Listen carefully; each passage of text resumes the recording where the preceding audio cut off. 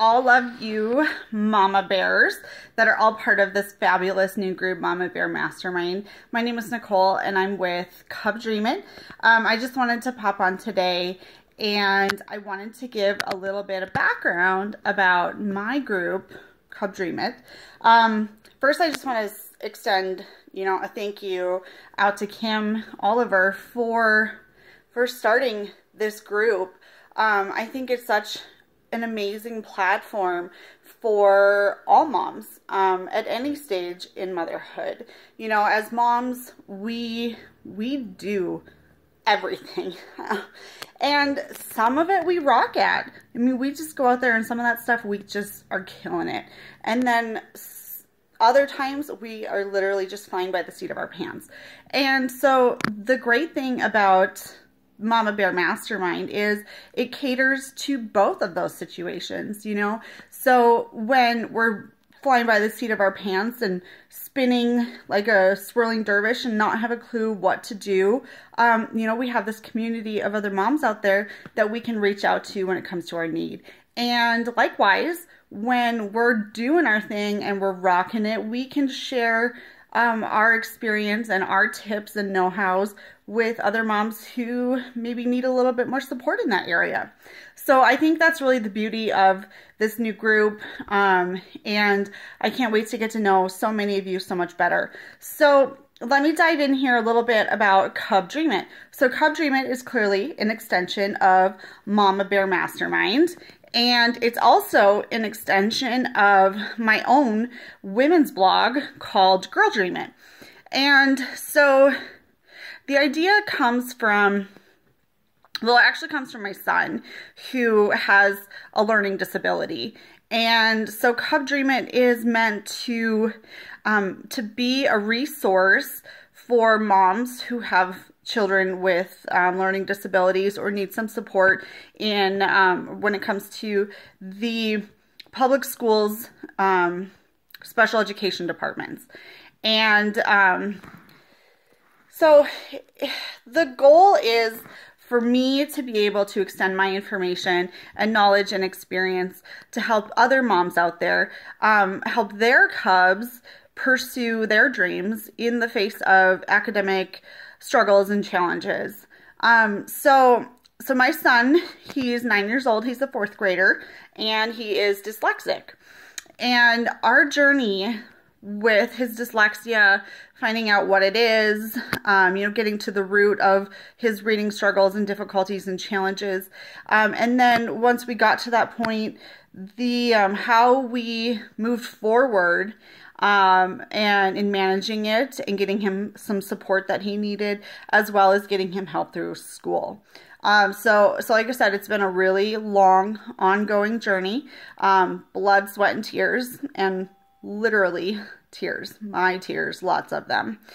And so you'll see in my introduction that recently my son, who wants to be a helicopter pilot when he grows up, was told, you can't do that. There's way too much reading that goes into studying to be a helicopter pilot, and you're not a good reader, so that's not something you can do. And it totally crushed him, and it crushed me to see him so devastated by it, and it made me angry. Like, who would say that to a 9-year-old? And I don't know if it was an adult or a child. I just assume it was a kid. I really hope it wasn't an adult. But so I want to go into a little bit about my son. Like I said, he's dyslexic, and this has been an ongoing journey. So just a little bit of background about dyslexia. It is more than reading letters backwards and getting your words all jumbled up. Before all of this, before our journey started, I realized I had a very, very narrow, limited, naive understanding of dyslexia and what it is.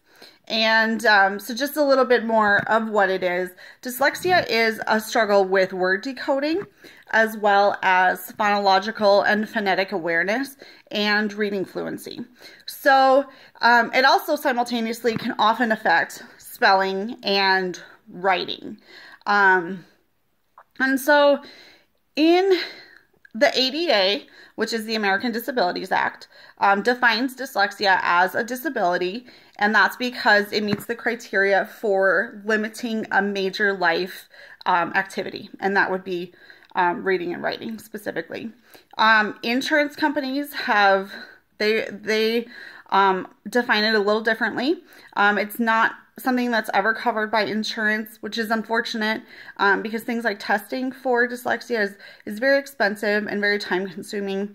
Any intervention that's required, any tools or modifications, specifically technology that can assist somebody with dyslexia, none of that is ever covered by insurance, which is a huge disadvantage to anybody that falls on the dyslexia spectrum, which is of course a spectrum, so it ranges. Some people have it less or more severe than others.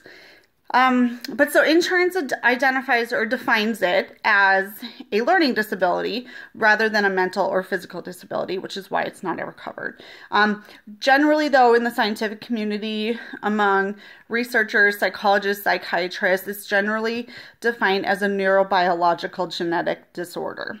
And it is something that they believe is genetic and passed through from family member to family member. Now, in our household, we don't label it with my son as a disability because there's a really big stigma that comes along with that word. And my son, 9 years old, already struggles with the realities of what it means to have a struggle like that. And so in our household, we call it an alternative learning profile. And I actually got this idea from, I think he's a PhD. His name is Ben Foss. He's written some books on dyslexia. He himself is a dyslexic. His book specifically, the Dyslexia Empowerment Plan, is just, it's so great. And it opened my eyes to so many things. And so we call it this alternative learning profile, which it differs from mainstream education learning. And what it really means and how we explain that to our son is, like I said, we don't call it a disability, but we use this alternative phrase to teach him that there's nothing wrong with him.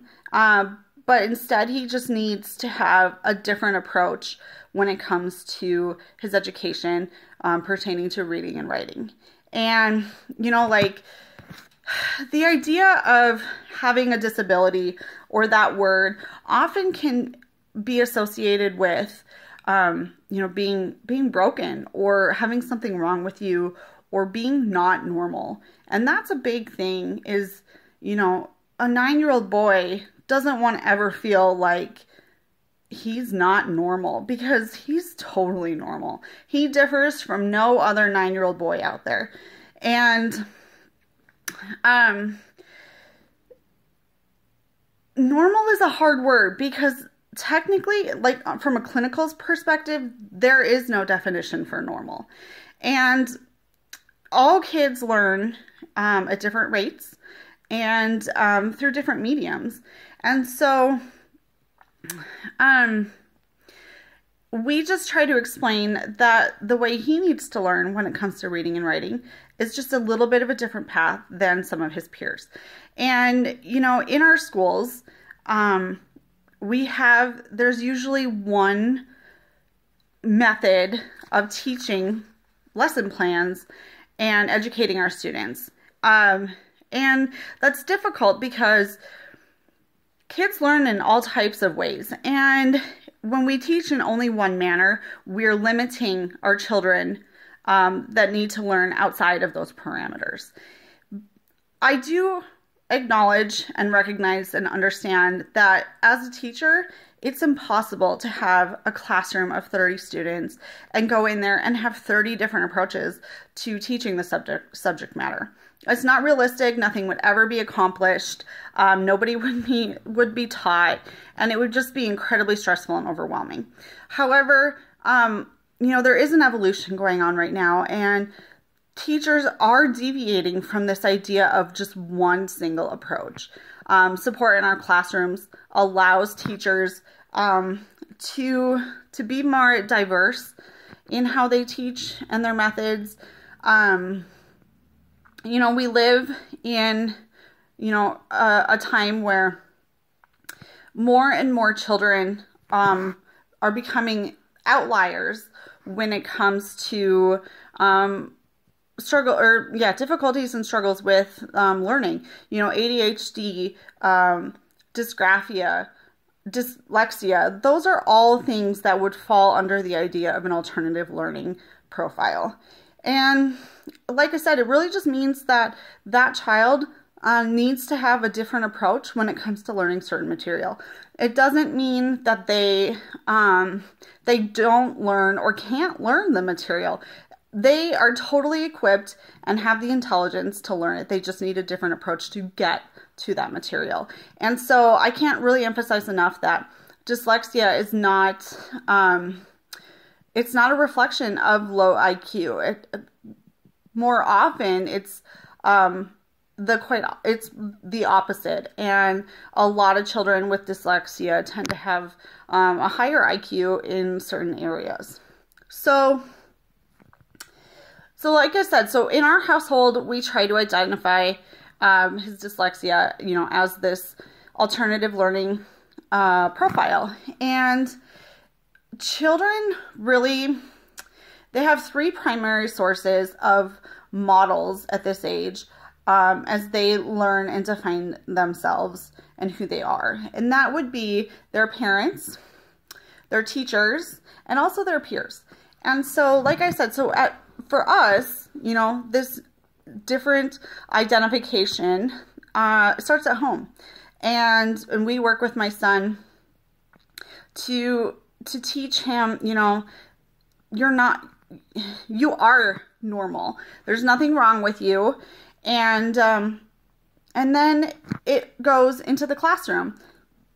And all of my son's teachers have been amazing. And they've been really, really receptive to any information that I can provide for them. It's always, kind of delicate. I don't want to go in and make them feel like I'm stepping on any toes, but at the same time, I'm trying to raise awareness for what dyslexia is, because there's such a common misconception out there.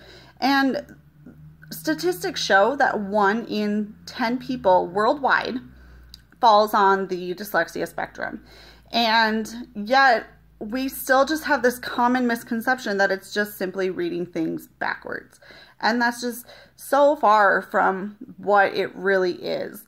And so if I can go out there and advocate for my son and, raise awareness and expand people's knowledge and understanding, then I feel like I'm doing good. And so many of his teachers have been receptive of his needs and what works for him and what doesn't when it comes to his education. So the second, place for him to have this reinforcement of an alternative learning profile is in the classroom. Now, when it comes to his peers, there's really nothing that I can do about that. Kids will be kids. There are kids that can be really wonderful and supportive and great. And some that really just don't care. It's irrelevant. And so they're good too.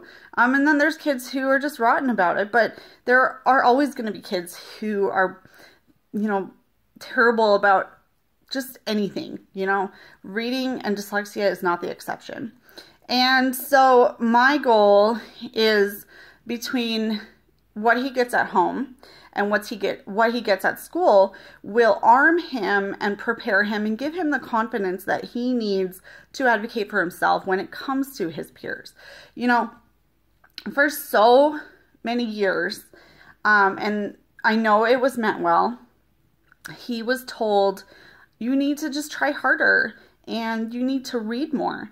And I swear to you, the next person who ever tells me that or tells my son that, I may throw a shoe at them because he tries harder than so many other kids.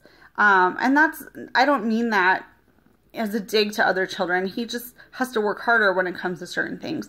But he would work so hard, or he would read more. And he was already reading 20 to 30 minutes every single night, except Saturdays. And nothing was improving. And so it was putting in his head, I'm not worthy. There's something broken with me. There's something wrong because I am not being successful. I'm clearly not trying hard enough, even though he was. And I'm clearly not reading enough, although he was. I mean, as a first grader, he was putting in over an hour of homework, an hour to an hour and a half every single night, Monday through Thursday night. And I finally got to the point and I was like, we can't do this anymore. This is way too much for a 6 and / 7-year-old. And so that's when we started taking different approaches when it came to his homework. We really struggled with the school administration and the resource department, or the special education department in the IEP. It was his teachers that were instrumental, and they would put things in place for him in the classroom to help him be successful academically, even when they weren't required by law because of an IEP, because we didn't have that in place at the time. So I can't praise his teachers 2nd, 3rd, 4th grade more. And not that there was something wrong with his kindergarten or 1st grade teachers. They were great too. But they were the ones that were just like, he just needs to try harder. He needs to read more. And those just weren't that wasn't the solution to his problem. As we've moved along, and I learned the hard way not to rely on my son's school administration and his IEP special education team. I really went out there and I had to dive headfirst into this world that was completely foreign and unknown to me. And so I feel like I'm a good resource to other parents, to other mama bears when it comes to specifically dyslexia, but also when it comes to our special education programs, for us on a district level, as well as a state level and a federal level, because so many rights of children in public schools is on a federal level. There's the FAPE Act, and there's the IDEA Act, and I can go into more detail on what those are in a different episode. But just kind of going back here, the important thing for us, and one of the first steps was, not defining this as a disorder for my son, because I didn't want to put this idea in his head that there was something wrong and he couldn't do something that he wanted to do. Because he can do anything he wants to do. He just needs to be able to approach it in a way that will allow him to be successful in whatever that happens to be. In this case, maybe a helicopter pilot. Who knows? And so, I'll go more into detail in regards to this as well. But we introduced this thing, also created by Ben Foss. It's called a strength star chart. And it was a lot of fun for my son. It's a short questionnaire that people take, and they ask questions and you rank yourself when it comes to reading and writing and narrative and math and science and athleticism. And I mean, you name it, it covers all different kinds of topics. And you create like a graph, and based on your answers, you put in, where you fit your ranking, and you create a star. And we did this with our family. We did this with our friends. And it was really fun. Everybody really enjoyed doing it. And it was fun because he could visually see then this star or shape. They more looked like amoebas than anything. for everybody, because it highlighted their strengths and their weaknesses, because we all have both. And there's nothing wrong with struggling in one area or just having less of an ability in one area. That's just who we are. And he was able to see through all these people taking this little quiz, to this evaluation, I should call it, that there was no normal result. Everybody's was different. And it was just so important for him to see that there wasn't this standard that is out there in just culturally, you know, because with so many things we have this idea of being normal or not normal and it extends far beyond, you know, an elementary classroom. And so it was just a really great way to visually show him that he wasn't broken, that there was no truth in this idea of being not normal. And I can show you more about those strength stars and how to do them yourselves if that's something that's you're interested in doing in your own home. You could also look it up. It was Ben Foss, who's the one who introduced me to that.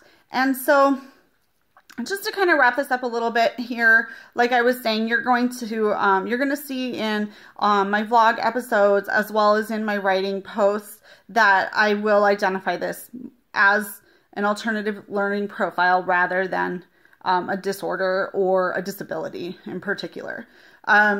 So I really hope that my experience and my knowledge can help and support any of you other mama bears out there who might be struggling with something just like this or comparable to this as well. And if anybody has any information that they want to give me, I would love it, because I can't seem to consume enough information when it comes to this area, because advocating for my son is such a priority in my life. And I felt so good about myself and what I did when I finally was able to get him the IEP that he so desperately needed. And it's changed his life academically. He's only had it for a little over a year now, but it's made the world of a difference. And it's mostly in part because I went out there and I hit the pavement and I left no stone unturned. You know, I reached out to so many people and I had so much support outside of our school's administration, and I'm so grateful to all those people. And so I just want to be able to be a resource like those people were for me, for other mama bears out there. So with that note, I'm going to sign off today, but I just want to thank you for your time, and I can't wait to do another one of these and share more information with you. Thanks all you mama bears. Have a great day.